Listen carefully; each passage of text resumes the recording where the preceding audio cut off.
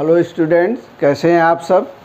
आज एक बार पुनः एक नए वीडियो के साथ भौतिक विज्ञान के इलेक्ट्रिसिटी के अंतर्गत उपस्थित हुआ हूं। कल हमने वैद्युत ऊर्जा और वैद्युत ऊर्जा के ऊष्मीय प्रभाव के विषय में जाना था। आज हम लोग इसी के अंतर्गत वैद्युत सामर्थ्य अथवा वैद्युत शक्ति और वैद्युत ऊर्जा की माप के संबंध में जानेंगे। इसको हम किलोवाट घंटा में जानेंगे। किलोवाट घंटा क्या होता है, विद्युत किस प्रकार से खर्च होती है, आपकी बिजली का बिल कैसे आता है, ये सब के विषय में हम लोग जानेंगे। यूनिट किसे कहते हैं उसके विषय में भी जानेंगे। उसका पूरा नाम क्या है इसके विषय में भी जानेंगे। तो स्टूडेंट्स हमारे साथ बने रहिए वीडियो के अंत तक। और इससे पहले यदि चैनल को सब्सक्राइब नहीं किया है तो सब्सक्राइब कर लीजिए और बेल आइकन को दबा दीजिए, जिससे आपको नए वीडियो की सूचना तुरंत ही प्राप्त हो जाए। आइए इसके विषय में जानते हैं। कल हम लोगों ने वैद्युत ऊर्जा के विषय में जाना था। वैद्युत ऊर्जा के विषय में हमने जाना था W बराबर VIT। एक फार्मूला ये हमने जाना था W बराबर VIT। आज इसी से संबंधित हम लोग जानेंगे। सबसे पहले वैद्युत सामर्थ्य क्या होती है, वैद्युत सामर्थ्य किसे कहते हैं, इसकी परिभाषा जान लेते हैं। किसी परिपथ में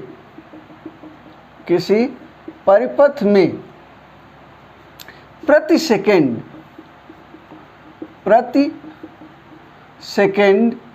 व्यय ऊर्जा, प्रति सेकंड व्यय ऊर्जा या व्यय ऊर्जा की दर, या व्यय ऊर्जा की दर वैद्युत सामर्थ्य अथवा वैद्युत शक्ति कहलाती है, अथवा वैद्युत शक्ति कहलाती है। ठीक है, ये हो गई सामर्थ्य की परिभाषा। ठीक है, यानी प्रति सेकंड व्यय ऊर्जा की दर। मान लीजिए व्यय ऊर्जा कितनी है, व्यय ऊर्जा बराबर W है, W जूल है। ठीक है, और प्रति सेकंड यानी T बराबर कितना है, समय कितना है, समय is equal to T second है। ठीक है, तो सामर्थ्य बराबर क्या हो जाएगा, सामर्थ्य या पावर इज इक्वल टू हो जाएगा W अपॉन T, जूल प्रति सेकेंड। ठीक है, जूल प्रति सेकेंड हो जाएगा। P बराबर W अपॉन T, जूल प्रति सेकेंड हो जाएगा। ठीक है, इसके मात्रक को जी P है, इसके मात्रक को जूल प्रति सेकेंड तो कहते ही है, साथ में क्या कहते हैं, P बराबर हो जाएगा W अपॉन T, जूल प्रति सेकेंड। ठीक है, और जूल प्रति सेकेंड को क्या कहते हैं, वाट भी कहते हैं। तो P बराबर W अपॉन T वाट। ठीक है, P बराबर W अपॉन T वाट। बात समझे, ये हो गया सामर्थ्य। अब हम जानते हैं, ठीक है, यदि किसी, अब इसको हम परिभाषित कर दें, यदि किसी परिपथ में 1 जूल ऊर्जा 1 सेकंड में व्यय हो रही हो, किसी परिपथ में 1 जूल ऊर्जा 1 सेकंड में व्यय हो रही हो, तो उस परिपथ की क्षमता या उस परिपथ की सामर्थ्य क्या होगी, 1 वाट होगी।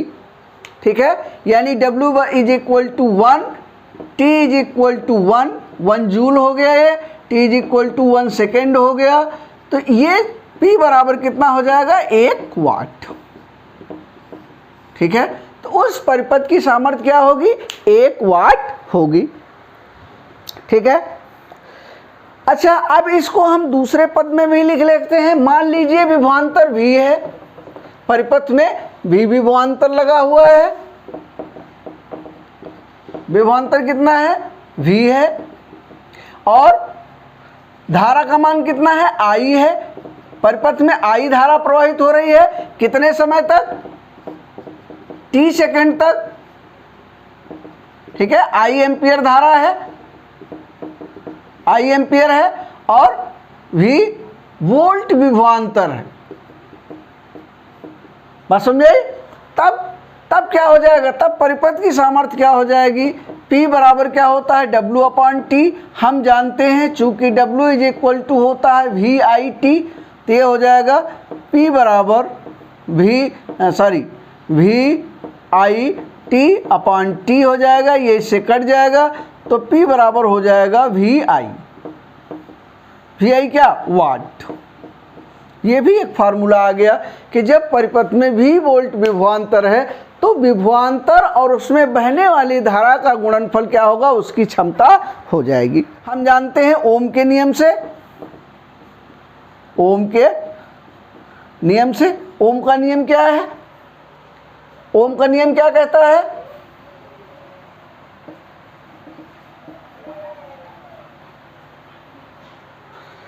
ओम का नियम क्या कहता है कि V इक्वल टू IR, ठीक है, V इक्वल टू IR। अब V की जगह क्या रख देंगे, I रख देंगे, तो P इक्वल टू हो जाएगा IR इंटू I, तो P इक्वल टू हो जाएगा I²R, क्या, वाट। जब परिपथ में क्या लगा हो, R ओम का प्रतिरोध लगा हो और परिपथ में धारा कौन सी प्रवाहित हो रही हो, I एम्पियर की धारा प्रवाहित हो रही हो, तो P बराबर हो जाएगा I²R। ठीक है, ये हो गया। अब पुनः इसी में जो है, इसी में I बराबर हो जाएगा V/R, I बराबर हो जाएगा V/R हो जाएगा। पुनः इस फार्मूले में इसी को अप्लाई कर दें, तो ये हो जाएगा P इक्वल टू I² की जगह V²/R² इंटू क्या, इंटू R। अब R से R कट गया, तो P इक्वल टू हो जाएगा V²/R। यानी यदि विभवांतर और प्रतिरोध के पद में इसको हम निकालें, विभवांतर और प्रतिरोध के पद में निकालें, तो जो परिपथ की सामर्थ्य हो जाएगी वो हो जाएगी इतने वाट, ठीक है। ये हो जाएगी V²/R वाट। बात समझ आएगी नहीं, ये हो गई। अब इसको हम परिभाषित कर दें, यदि किसी वैद्युत परिपथ में V वोल्ट पर विभवांतर पर वे सामर्थ्य जो है वो प्रतिरोध के व्युत्क्रमानुपाती होती है। इसको परिभाषित कर दें, बात समझे। किसी परिपथ में यदि V वोल्ट का विभवांतर है तो उसमें जो प्रवाह उसकी जो क्षमता है वो R के व्युत्क्रमानुपाती होगी, यानी प्रतिरोध जितना अधिक होगा उसकी क्षमता उतनी ही कम होगी। बस समझे। अब प्रतिरोध जितना कम होगा उसकी क्षमता उतनी ही अधिक होगी, उसकी सामर्थ्य उतनी ही अधिक होगी, ठीक है। ये हो गया। अब देखिए वैद्युत ऊर्जा को मापते कैसे हैं। आपने देखा होगा आपके घर में बिजली का मीटर लगा हुआ है, ठीक है। आपके घर में बिजली का मीटर लगा हुआ है। उस मीटर में क्या करते हैं, देखते हैं कितनी यूनिट बिजली खर्च हुई। जो वैद्युत ऊर्जा का मात्रक जूल है वह बहुत छोटा मात्रक है, जो जूल है वह बहुत छोटा मात्रक है। वे ऊर्जा को जानने के लिए एक अन्य मात्रक बनाया गया जिसको हम कहते हैं BTU, ठीक है। इसका फुल फॉर्म है बोर्ड ऑफ ट्रेड यूनिट, ठीक है, जिसको शॉर्ट में हम यूनिट कह देते हैं। इतनी यूनिट बिजली खर्च हुई। और इसको मापते किस में हैं, हम मापते हैं किलोवाट घंटा में। 1 किलोवाट घंटा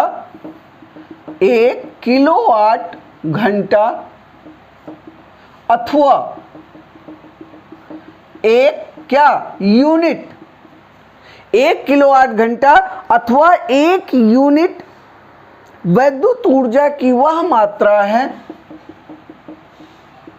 वैद्युत ऊर्जा की वह मात्रा है जो 1 घंटे में व्यय होती है, जबकि परिपथ की विद्युत शक्ति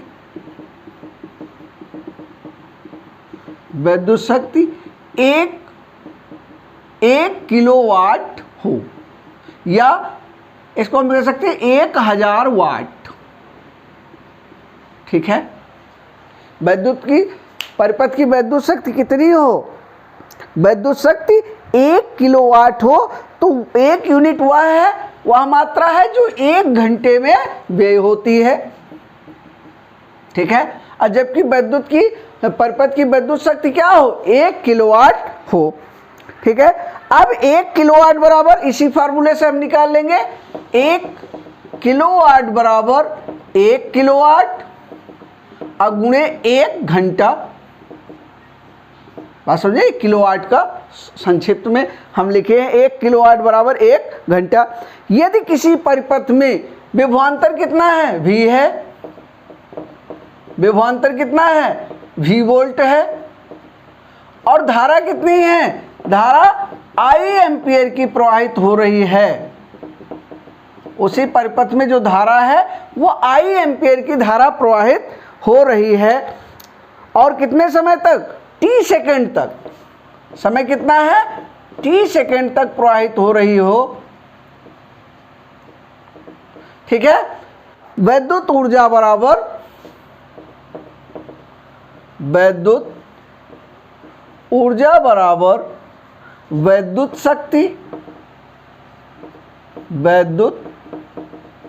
शक्ति और गुणे समय। गुणे क्या हो जाएगा? गुणे समय हो जाएगा। पुराना ही फार्मूला है। अब विद्युत शक्ति को अभी हमने किसमें निकाला था? VI में। तो हो जाएगा VI क्या? वाट गुणे T क्या? सेकंड। ठीक है, सेकंड नहीं, T घंटे में। ये क्या है? ये किसमें है? घंटे में।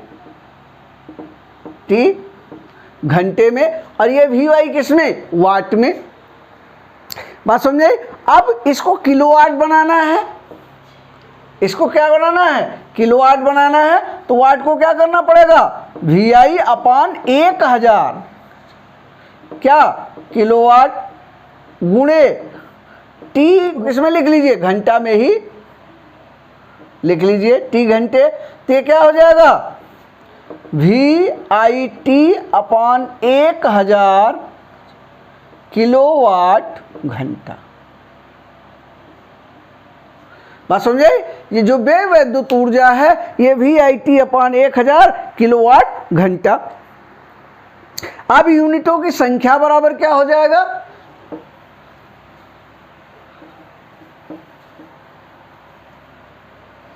यूनिटों की संख्या बराबर कितना हो जाएगा?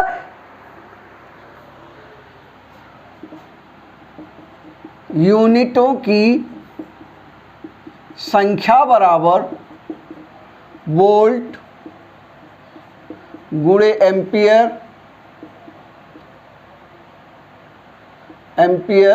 गुणे घंटा बटे क्या? 1000।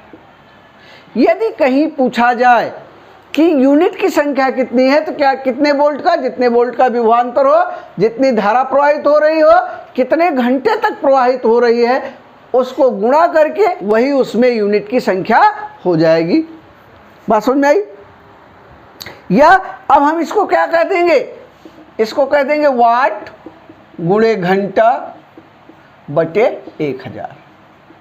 ठीक है, number of units is equal to ये हो गया फार्मूला। अब आपके घर में जितने उपकरण हैं आप उनको ये माप सकते हैं कि इसने कितनी विद्युत खर्च की होगी। अब जैसे आपके घर में मान लीजिए 2 फैन चल रहे हैं, 2 फैन हैं 50 वाट के। ठीक है, 2 लाइट है, कितने की? सपोज दैट 100 वाट के बल्ब हैं 2, ठीक। एक फ्रिज है आपका, ठीक है, एक फ्रिज है कितने वाट का? मान लीजिए 250 वाट का है, ठीक है। फैन जो है 20 घंटा चलता है और लाइट जो है वो 12 घंटे जलती है और फ्रिज जो है वो भी 20 घंटा चलता है, ठीक है। तो आप क्या करेंगे, पहले एक एक की यूनिट की संख्या निकाल लेंगे।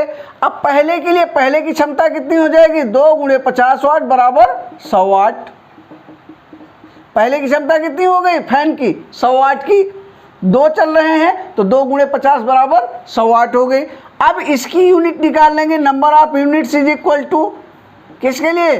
फैन के लिए। Number of units is equal to 100 watt गुणे कै घंटा चलता है? 20 घंटा बटे 1000। ये कितना हो गया? बराबर 2 यूनिट। यानी पर डे कितना यूनिट खाएगा? 2 यूनिट खाएगा। अब इसी तरह क्या कीजिए,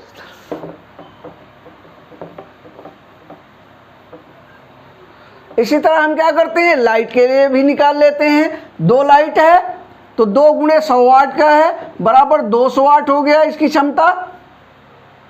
बात समझाई? और ये कितने घंटे चलता है? 12 घंटे चलता है। तो number of units is equal to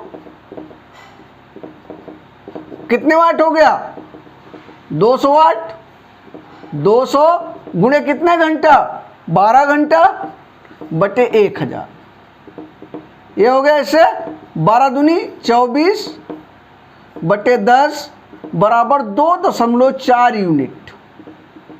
ये 2.4 यूनिट खाएगा। अब एक फ्रिज है 250 वाट का, 20 घंटा चलता है, तो नंबर ऑफ यूनिट्स इसके लिए कितनी हो जाएगी?